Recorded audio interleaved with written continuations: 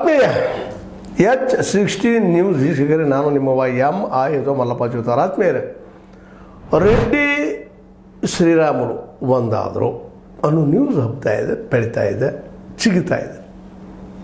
ರೆಡ್ಡಿಯವ್ರಿಗೆ ಈಗಾಗಲೇ ಶಿಕ್ಷೆ ಆಗಿದ್ದು ನಿಮ್ಗೆ ಗೊತ್ತದ, ಅಪರಾಧದಿಂದ ಪೂರ್ವಾಗಿದ್ದು ಗೊತ್ತದ, ಮತ್ತೇನೋ ಜಾಮೀನು ಸಿಕ್ಕಿದ್ದು ಗೊತ್ತದ, ಅವ್ರ ನಡುವೆ ತಿಕ್ಕಾಟಿದ್ದು ಗೊತ್ತದ. ಏನೋ ಆಯ್ತಪ್ಪ ಮುಗಿದು ಹೋಯ್ತಿನ್ನ ಕೊಡುವುದಿಲ್ಲ ಅಂತ ತಿಳ್ಕೊಳ್ಳೋದ್ರಲ್ಲೇ ರಾಜಕೀಯ ಭವಿಷ್ಯದಲ್ಲೇ ಇಬ್ಬರು ಕಾಂಗ್ರೆಸ್ಗಂತೂ ಹೋಗಲಾರರು. ಇದು ಎಲ್ಲರಿಗೂ ಗೊತ್ತಿರುವಂಥ ಓಪನ್ ಸೀಕ್ರೆಟ್. ಅದು ವಿರೋಧ ಮಾಡ್ಕೊಂಡು ಬಂದಂಥವ್ರು ಅನಿವಾರ್ಯ. ಯಾಕಪ್ಪ ಅಂತಂದ್ರೆ BJP ಬಿಟ್ಟು ಹೋಗ್ಲಿಕ್ಕೆ ಸಾಧ್ಯ ಇಲ್ಲ.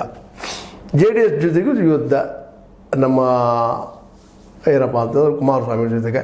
ಹೀಗಾಗಿ ಇವತ್ತು ಮತ್ತೆ ಮರಳಿ ಬಂದಾಗಿದ್ದಾರೆ ಹಳೆ ದೋಸ್ತರು. ತಿಕ್ಕಾಟ ಬಂದು ಮತ್ತೆ ಒಂದಾದ್ರು ರಾಜಕೀಯದಲ್ಲಿ ಅದು ಹೇಳ್ತಾನೆ ಅದರಿಂದ ಯಾರು ವೈರಿಯಲ್ಲ, ಯಾರು ಮಿತ್ರರು ಅಲ್ಲ ಸದಾ ಅಂತೇಳಿ. ಮತ್ತು ಅದರಲ್ಲೂ ವಿಜಯೇಂದ್ರ ಅವ್ರಿಗೆ ಈ ಮುಖ್ಯವಾಗಿ ರಾಮುಲು ಭಾಳ ಮಹತ್ವದ್ದು, ಜೊತೆಗೆ ರೆಡ್ಡಿಯವರು, ಅವರಿಬ್ಬರು ಕೂಡ ಶಕ್ತಿ. ಯಾಕಂದ್ರೆ ಇವತ್ತು ಭಿನ್ನ ಬಣದ ನಾಯಕರು ರಮೇಶ್ ಜಾರಕಿಹೊಳಿ ಅವರು ಸಹಿತ ಶ್ರೀರಾಮುಲು ಬಣದವರಣ ಅಥವಾ ಆ ಜಾತಿಯವರಣ ಸಮುದಾಯದವರ. ಹೀಗಾಗಿ ಒಂದು ಪ್ರತಿ ದಾಳ ಬೇಕಾಗಿತ್ತು ಅವ್ರಿಗೆ. ಇವರಿಬ್ಬರನ್ನ ಒಂದು ಮಾಡಿದರೆ ಅವ್ರಿಗಿಂತ ಹೆಚ್ಚಾಗ್ತಾರೆ ಅನ್ನೋ ಒಂದು ತರ್ಕು ಇರ್ಬೋದು. ಇದನ್ನು ಮಾಡಿದವರು ಯಾರಪ್ಪ ಅಂದ್ರೆ ವಿಜಯೇಂದ್ರ ಅವರು. ಹೀಗಾಗಿ ಇವತ್ತು ವಿಜಯೇಂದ್ರ ಅವರು ಇವರಿಬ್ಬರನ್ನ ಒಂದು ಮಾಡಿ ಇನ್ನಷ್ಟು ರಾಜ್ಯಾಧ್ಯಕ್ಷ ಸ್ಥಾನಕ್ಕೆ ಸಮೀಪಿಸ್ತಾ ಇದ್ದಾರೆ.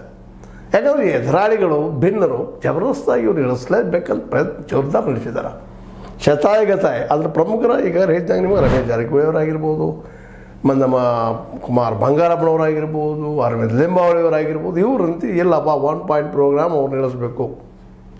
ಯಡಿಯೂರಪ್ಪನವರು ಸಾಕಷ್ಟು ಜಾಣರಿದ್ದಾರೆ ಅವರು. ಅದಕ್ಕೆ ಅವರಿಬ್ಬರು ಒಂದು ಮಾಡಿದರು, ರೆಡ್ಡಿ ಮತ್ತು ರಾಮುಲು ಅವರನ್ನು. ಇನ್ನು ಮುಂದೆ ಏನಾಗ್ತದೆ ನೋಡು, ರಾಮದ್ ಬೇರೆ. ಇದರಿಂದಾಗಿ ಹೆಚ್ಚಿಗೆ ಲಾಭ ಆಗಿದ್ದು ಯಾರಿಗಪ್ಪ ಅಂತಂದ್ರೆ ರೆಡ್ಡಿಗೂ ಲಾಭ ಆಯಿತು, ರಾಮುಲುಗೂ ಲಾಭ ಆಯಿತು. ಯಾಕಂದರೆ ಅವರನ್ನು ಕಾಂಗ್ರೆಸ್ಸಿಗರು ನಂಬೋದಿಲ್ಲ, JDS ಅವರು ನಂಬೋದಿಲ್ಲ. ಅವರಿಬ್ಬರು ಒಂದು ಆಗಬೇಕಾಗಿತ್ತು. ಇಂಥ ಸಂದರ್ಭದಲ್ಲಿ ವಿಜೇಂದ್ರ ಅವ್ರನ್ನ ಒಂದು ಮಾಡಿದರು. ಒಂದು ಮಾಡಿ ಏನಪ್ಪ ಅಂದ್ರೆ ಒಂದು ಶಕ್ತಿ ಮಾಡಿಕೊಂಡ್ರು ತಮ್ಮಗ. ವಿಶೇಷವಾಗಿ ಜನಾರ್ದನ್ ರೆಡ್ಡಿ ಅಂತ ಮತ್ತೊಂದು ಮಾತನ್ನು ಹೇಳ್ತಾರೆ ಈ ಸಂದರ್ಭದಲ್ಲೇ. ಅದು ಯಾವ ಉದ್ದೇಶದಿಂದ ಹೇಳಿದ್ರು ಅವ್ರಿಗೆ ಬಿಟ್ಟಂಥ ವಿಷಯ. ಜನಾರ್ದನ್ ರೆಡ್ಡಿ ಅವರು ಹೇಳ್ತಾರೆ, ನಮ್ಮ ನಡುವೆ ಮಧ್ಯಸ್ಥಿಕೆಗೆ ಯಾರೂ ಮುಂದಾದರೆ ಅವರಂಥ ಮೂರ್ಖರು ಯಾರೂ ಇಲ್ಲ. ನಮ್ಮ ಮಧ್ಯಸ್ಥಿಕೆ ಮಾಡಿ ನಾವು ಒಂದು ಮಾಡ್ತೀವಿ ಮತ್ತೇನು ಮಾಡ್ತೀವಿ ಅಂದ್ರೆ ಅವ್ರದ್ದು ಮೂರ್ಖರು ಯಾರೂ ಇಲ್ಲ ಅನ್ನೋ ಮಾತಾಡ್ತಾರೆ. ಯಾವ ದೃಷ್ಟಿಗೂ ಮಾತಾಡೋ ಗೊತ್ತಿಲ್ಲ. ನಮಗೆ ಸಂಧಾನದ ಅಗತ್ಯವಿಲ್ಲ, ನಮ್ಮದು ಸ್ನೇಹದ ಜಗಳ. ಇದರ ಲಾಭ ಪಡೆಯಲು ಪ್ರಯತ್ನಿಸಿದವರಿಗೆ ಏನೂ ಸಿಗುವುದಿಲ್ಲ. ಇದು ಯಾರು ಕುರಿತಾಗಿ ಹೇಳಿದರು, ಅದು ಅವ್ರಿಗೆ ಬಿಟ್ಟಿದ್ದು. ಬಟ್ ನಡುವೆ ಯಾರಿಲ್ಲ ಅಂಥೇಳಿ ಅಂದರು. ಇನ್ನೊಂದು ಕಡೆ ರಿಪೋರ್ಟ್ ಏನಾಗ್ತದಪ್ಪ ಅಂತಂದ್ರೆ, ಇಲ್ಲ ಇದನ್ನು ಮಾಡಿದವರು ಒಂದು ಮಾಡಿದವರು ವಿಜಯೇಂದ್ರ ಅವರು ಅನ್ನುವಂಥ ಮಾತನ್ನು. ಇದು ಯಾವ ಸತ್ಯ ಯಾವ ಸುಳ್ಳು ನಿಮಗೆ ಬಿಟ್ಟಂಥದ್ದು. ಆದರೆ ಅವರಿಬ್ಬರು ಒಂದಾಗಿದ್ದು ಮಾತ್ರ ಸತ್ಯ ಇದೆ. ಇದರ ಲಾಭ ಎಷ್ಟೋ ಏನೋ ಅಂದರೂ ಸಹಿತ ವಿಜಯೇಂದ್ರ ಅವರು ಸಿಗ್ತದೆ. ಅದೇ ಕಾಲಕ್ಕೆ ಶ್ರೀರಾಮುಲು ಅವರು ಒಂದು ಮಾತು ಮಾತಾಡ್ತಾ ಇದ್ದಾರೆ ಈ ಸಂದರ್ಭದಲ್ಲೇ. ಪಕ್ಷದ ವಿಚಾರ ಬಂದಾಗ ನಾವು ಮಾದರಿಯಾಗಬೇಕು. ಪಕ್ಷದ ವಿಚಾರ ಬಂದಾಗ ಮಾದರಿ ಅಂದ್ರೇನೋ ಜಿಗಿದು ಹೋಗೋದು ಮಾಡೋದಲ್ಲ, ಮಾದರಿ ಆಗಿರ್ಬೇಕು. ನಾವು ಕಾಂಗ್ರೆಸ್ಸಿನ ರೀತಿಯಲ್ಲಿ ಹರಕೆ ಗುರಿ ಆಗಬಾರ್ದು. ಯಾರಾದರೂ ಕಾಂಗ್ರೆಸ್ ಹರಕೆ ಗುರಿ ಅವ್ರಿಗೆ ಬಿಟ್ಟಿದ್ದು ಆಗಬಾರ್ದು ಅಂತ ಹೇಳ್ತಾ ಇದ್ದಾರೆ.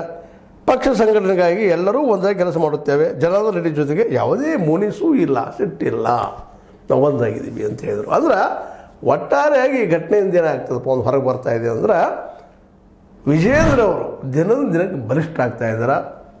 ಅವ್ರ ಎದುರಾಳಿಗಳು ಇವ್ರನ್ನ ಇಳಿಸ್ಬೇಕಂತಂದ್ರು ಸಹಿತ ಅಷ್ಟು ಸುಲಭದ ಮಾತಲ್ಲ ಅಂತೇಳಿ. ಯಾಕಂದ್ರೆ ರೆಡ್ಡಿಯವರು ಸಾಮಾನ್ಯವರಲ್ಲ, ಅವರು ಭೀಕರವಾದಂಥ ರಾಜಕಾರಣಿ. ಯಾಕಂದ್ರೆ ಯಡಿಯೂರಪ್ಪನವರು ಸಹಿತ ಸಾಕಷ್ಟು ಕಾಡಿದವ್ರು ಹಿಂದಿನ ಒಂದು ಅವರ ಕ್ಯಾಬಿನೆಟ್ದಲ್ಲಿದ್ದಾಗ.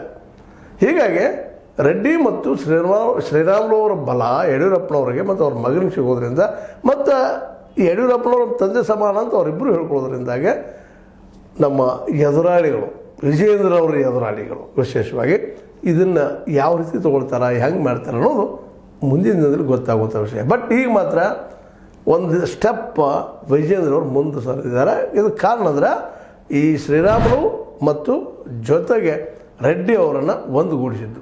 ಅದು ಯಾವುದೇ ಕಾರಣಕ್ಕೆ ಒಂದುಗೂಡಲಿ, ಮತ್ತು ಅವ್ರಿಗೂ ಶಕ್ತಿ ಆಗಬೇಕಾಗಿತ್ತು. ಯಾಕಂದ್ರೆ ಕಾಂಗ್ರೆಸ್ಗೆ ಬರ್ಲಿಕ್ಕೆ ಸಾಧ್ಯ ಇಲ್ಲ ಈಗ ನಿಮ್ಗೆ ಹೇಳಿದಂಗೆ. ಯಾಕೆಂದ್ರೆ ಈಗಾಗಲೇ ಕಾಂಗ್ರೆಸ್ನಿಂದ ಭಾಳ ದೂರ ಇದ್ದಾರೆ, JDSನಿಂದ ದೂರ ಇದ್ದಾರೆ. ಈಗ ಇರೋದು ಅವ್ರು ಒಂದು ಹಾದಿ BJP ಜೊತೆಗೆ. ಯಾಕಂದ್ರೆ ಸಾಕಷ್ಟು ಹಗರಣಗಳಿದ್ದಾವೆ ಅವ್ರ ಮೇಲೆ. ಅವೆಲ್ಲ ಉಳಿಬೇಕಾದ್ರೆ ಒಂದು ರಾಷ್ಟ್ರೀಯ ಪಕ್ಷ ಅವ್ರಿಗೆ ಬೇಕು. ಅದರಲ್ಲೂ ಪ್ರಧಾನಿ ಮೋದಿ ಅವರು ಭರಿಸ್ತಿದ್ದಾರೆ. ಅವ್ರ ನೆರಳಲ್ಲಿ ಹೋದ್ರೆ ಸ್ವಲ್ಪ ಉಳಿತಾಯ ಹಾಕೋತ ಹೋಗ್ತೀವಿ ಅನ್ನೋಂಥ ಒಂದು ರಾಜಕೀಯ ಬಲಕ್ಕಾಗಿ ಅವ್ರು BJP ಅನಿವಾರ್ಯ. ಶ್ರೀರಾಮುಲವರು ಸಹಿತ ಆ ಬಿ ಜೆ ಪಿ ಸಲುವಾಗಿ ದುಡ್ಕೊಂಡು ಬಂದಂಥವ್ರು ಅದರ ಅದು ಬಿಟ್ಟು ಮತ್ತೊಂದಿಲ್ಲ. ಮತ್ತು ಕಾಂಗ್ರೆಸ್ನಲ್ಲಿ ಬಂದು ಯಾರನ್ನು ನಂಬೋದು ಇದೊಂದು ದೊಡ್ಡ ಪ್ರಶ್ನೆ ಅದ. ಯಾಕಂದ್ರೆ ಬಳ್ಳಾರಿ ಸುತ್ತಮುತ್ತ ಎಲ್ಲ ಕಾಂಗ್ರೆಸ್ಸಿಗರಿಂದ ದೂರ ಇದ್ದಾರೆ, ಮೊದಲಿಂದ ರಾಜಕೀಯ ದ್ವೇಷಗಳಿದ್ದಾವೆ. ಹೀಗಾಗಿ ಅವರಿಬ್ಬರು ಒಂದಾಗೆ ಇಲ್ಲಿ 3 ಜನಕ್ಕೂ ಲಾಭ ಆಗ್ಯದ. ರೆಡ್ಡಿಯವ್ರಿಗೂ, ನಮ್ಮ ಜನಾರ್ದನ ರೆಡ್ಡಿಯವ್ರಿಗೂ, ಜೊತೆಗೆ ಏನಪ್ಪ ಅಂದ್ರೆ ಶ್ರೀರಾಮುಲು ಅವರಿಗೆ, ಹಾಗೆ ವಿಜಯೇಂದ್ರ ಅವ್ರಿಗೆ. ಹೀಗಾಗಿ ಬಿ ಜೆ ಪಿಯಲ್ಲಿ ಯಡಿಯೂರಪ್ಪನವರ ಹಿಡಿದು ಕಡಿಮೆ ಆಗಬಹುದು ಒಂದು ಲೆಕ್ಕ ಹಾಕಿದವ್ರಿಗೆ ಇದು ಒಂದು ಶಾಕ್ ಟ್ರೀಟ್ಮೆಂಟ್ ಆದಂಗೆ ಆಗ್ಯದ. ಏನಾಗ್ತದೋ ಗೊತ್ತಿಲ್ಲ. ಆದರೂ ವಿಜಯೇಂದ್ರ ಅವ್ರನ್ನ ಬದಿಗೆ ಸರಿಸೋದು, ಯಡಿಯೂರಪ್ಪನವ್ರನ್ನ ಮನೆಗೆ ಕಳಿಸೋದು, ಯಾರು ಕಳಿಸಿದ್ದಾರೆ ಆ ಮಾತು ಬೇರೆ, ಆದರೆ ರಾಜಕೀಯವಾಗಿ ಪೂರ್ತಿ ಇದರ ಎಂಟ್ರಾಗಿ ಕಳಿಸೋದು ಈಗಿನ ಮಟ್ಟಿಗೆ ಮಾತ್ರ ಭಾಳ ಕಷ್ಟ. ಈಗಾಗಲೇ ಬಂದದ, ಅಧ್ಯಕ್ಷರು ಯಾರು ಮಾಡೋದು ಅಂತೇಳಿ ಜೋರು ನಡೆದ ಚರ್ಚೆ. ವಿರೋಧಿಗಳು ಒಂದು ಕಡೆ ಇದ್ದಾರೆ, ವಿಜೇಂದ್ರ ಅವರು, ಇನ್ನೊಂದು ಕಡೆ ತಟಸ್ಥರಿದ್ದಾರೆ. ಈ ತಟಸ್ಥರನ್ನು ಡೇಂಜರ್ ಆಗ್ಯಾರ ಯಾರಿಗೆ? ನಮ್ಮ ವಿಜೇಂದ್ರ ಅವ್ರಿಗೆ. ಯಾಕಂದ್ರೆ ಇದರಲ್ಲಿ ವಯಸ್ಸಿನ ಹಿರಿಯರು, ಬಿ ಜೆ ಪಿ ಸಲ ದುಡಿದಂಥವ್ರು ಅನೇಕರಿದ್ದಾರೆ. ಅವ್ರು ಆದ್ರಪ್ಪ ಅಂತಂದ್ರೆ ಒಳ್ಳೇದಾಗ್ತದೆ. ಈಗ ವಿರೋಧಿಗಳು ಸಹಿತ ಏನು ಬೇಕಾಗಿದ್ದಾರೆ, ಒಂದು ಜಸ್ಟ್ ಚೇಂಜ್ ಆಗಲಿದ್ದು. ಯಾಕಂದ್ರೆ ಬೀಸು ಧ್ವನಿ ತಪ್ಪರೆ 100 ವರ್ಷ ಆಯುಷ್ ಅಂತ. ಹಾಗೆ ಇವತ್ತು ಎದುರಾಳಿಗಳು ಸಹಿತ ಅಂದ್ರೆ ಭಿನ್ನರು ಸಹಿತ ಮೊದಲು ಅವ್ರು ಹೋಗ್ರಪ್ಪ ಅನ್ನೋ ವಿಚಾರದಲ್ಲಿ ಇದ್ದಾರೆ. ಅದಕ್ಕೆ ಏನೇನೋ ಪ್ರಯತ್ನ ನಡೆದವ. ಯಾರೋ ಸ್ಟೇಟ್ದ ಸೆಂಟ್ರದವ್ರು ಬರ್ತಾರೆ, ದೊಡ್ಡ ನಾಯಕರು ಅದಾರ, ಹಂಗಾದ್ರೆ ಹಿಂಗೆ ಪ್ರಚಾರ ನಾವು ಮೀಡಿಯಾದವ್ರು ಮಾಡ್ತಾ ಇರ್ತೀವಿ. ಅಂಥ ವಿಷಯಗಳನ್ನ ಬಿಡ್ತಾ ಇರ್ತಾರೆ ಬಿ ಜೆ ಪಿಯವರು, ಅಥವಾ ಭಿನ್ನ ಬಣದವ್ರು ಬಿಡ್ತಾ ಇರ್ತಾರೆ. ನಾವು ಅದಕ್ಕೆ ಕೇಳ್ಕೊಂಡು ಹೇಳ್ತಾ ಇರ್ತೀವಿ. ಯಾಕಂತಂದ್ರೆ ನಮಗೂ ಸುದ್ದಿ ಮೂಲಗಳಿಗೆ ಗೊತ್ತಾಗೋದು ಇಲ್ಲ, ಕೆಲವೊಮ್ಮೆ ಗೊತ್ತಾದರೂ ಏನು ಮಾಡಲಿಕ್ಕೆ ಆಗೋದಿಲ್ಲ. ಆ ಮಾತು ಬೇರೆ. ಒಟ್ಟಿನಲ್ಲ ಈ ಒಂದು ಚದುರಂಗದ ಆಟದಲ್ಲೇ ಇದು ಚದುರಂಗದ ಆಟ ಅನ್ನೋದು. ಯಾಕಂದ್ರೆ ಯಡಿಯೂರಪ್ಪನವ್ರನ್ನ ಬದಿಗೆ ಸರಿಸೋದು ಭಿನ್ನರಿಗೆ ಭಾಳ ಕಷ್ಟದ ಕೆಲಸ ಆಗ್ಯದ. ಅದೇ ಕಾರಣಕ್ಕೆ ಯಡಿಯೂರಪ್ಪನವ್ರಿಗೆ ಭಾಳ ಕಷ್ಟದ ಕೆಲಸ ಅದ. ಯಾಕಂದ್ರೆ ಈ ಎದುರಾಳಿಗಳಲ್ಲಿ ಏನದಾರಲ್ಲ ಎಲ್ಲರೂ ತುಂಡಾಗಿ ಬಲಿಷ್ಠದಾರ, ಎಲ್ಲ ಕೂಡ ಬಲಿಷ್ಠರಾಗ್ತಾರೆ.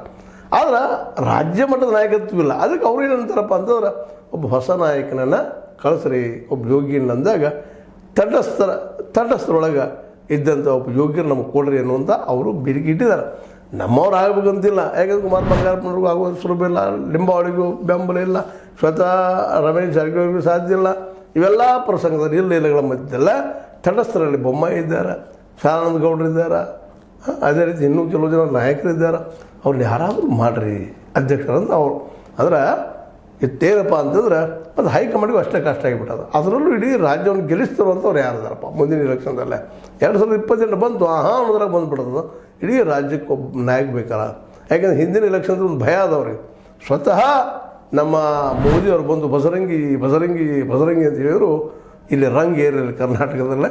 ಹೀಗಾಗಿ ಯಡಿಯೂರಪ್ಪನ ಬದಿಗೆ ಸರಿಸೋದಪ್ಪ ಅಂತಂದ್ರೆ ಇದು ಹರಿಕೇನ್ ಅಂತಾರೆ, ಅದು ಮತ್ತೇನೋ ಒಂದು ಅಂತಾರೆ, ಹರಿಕೇನು ಮಾಡ್ತಾರೆ, ಜಪಾನದಲ್ಲಿ ಶಬ್ದ ಅದು ಸ್ವತಃ ಬಲಿ ಹಾಕ್ಕೊಳ್ಳೋವಂಥದ್ದು. ಅದು ಆಗೋದಕ್ಕೆ ಇವರು ಒಪ್ತಾ ಇಲ್ಲ ಅಂತನ್ನುವಂಥ ಮಾತುಗಳು ಬರ್ತಾಯಿದೆ. ಒಟ್ಟಲ್ಲಿ ಹೈಕಮಾಂಡ್ ಅಡ್ಡಕ್ಕೆ ತಿಳಿಸಿಕೊಳ್ಳೋದು. ಇಂಥ ಸಂದರ್ಭದಲ್ಲಿ ನಮ್ಮ ವಿಜಯೇಂದ್ರ ಅವರು ಶಾಣೆತನ ಮಾಡಿ ರೆಡ್ಡಿ ಮತ್ತು ನಮ್ಮ ಶ್ರೀರಾಮ್ ಒಂದು ಮಾಡಿ ಮತ್ತಷ್ಟು ಲೀಡರ್ಶಿಪ್ಪನ್ನು ಗಳಿಸ್ಕೊಂಡಾರ. ಇದಕ್ಕೇನಂತೀರಿ ನೀವು? ಸರಿ ಅಂತೀರೋ ತಪ್ಪು ಅಂತೀರೋ? ಸರಿ ತಪ್ಪನ್ನು ಲೈಕ್ ಮಾಡಿ ಡಿಸ್ಲೈಕ್ ಮಾಡಿ ಏನೋ ಮಾಡ್ತಾಯಿರ್ರಿ, ಮಾತಾಡ್ತಾಯಿರ್ರಿ, ಕಾಮೆಂಟ್ ಮಾಡ್ತಾಯಿರ್ರಿ, ಶೇರ್ ಮಾಡ್ತಾಯಿರ್ರಿ, ಸಬ್ಸ್ಕ್ರೈಬ್ ಮಾಡ್ತಾಯಿರ್ರಿ. ಇದು ನಿಮ್ಮನ್ನೆಲ್ಲ ರಿಕ್ವೆಸ್ಟ್ ಯಾಕೆ ಅಂದ್ರೆ ಸತ್ಯ ಹೇಳೋ ಕೆಲಸ ನಾವು ಮಾಡ್ತಾಯಿದ್ವಿ, ಪ್ರಯತ್ನ ಮಾಡ್ತಾಯಿದ್ವಿ. ನಿಮಗೆ ನಾವು ಹೇಳುವಂಥ ಮಾತುಗಳು ಅಥವಾ ನಮ್ಮ ಚಾನಲ್ ಹೇಳುವಂಥ ಮಾತುಗಳು ಸತ್ಯ ಹೌದಪ್ಪ ಯೋಗ್ಯದಾವ ಅಂತ ಅನಿಸಿದ್ರೆ ದಯವಿಟ್ಟು ಸಬ್ಸ್ಕ್ರೈಬ್ ಮಾಡಿ ಆಶೀರ್ವಾದ ಮಾಡಿರಿ ಅಂತ ಹೇಳ್ತಾ H16 ನ್ಯೂಸ್ ಅರ್ಥಾತ್ ಸೀತಾರಾಮಯ್ಯ ಸತ್ಯದ ಕೈಗೊಂಡ ವಂದನೆಗಳು.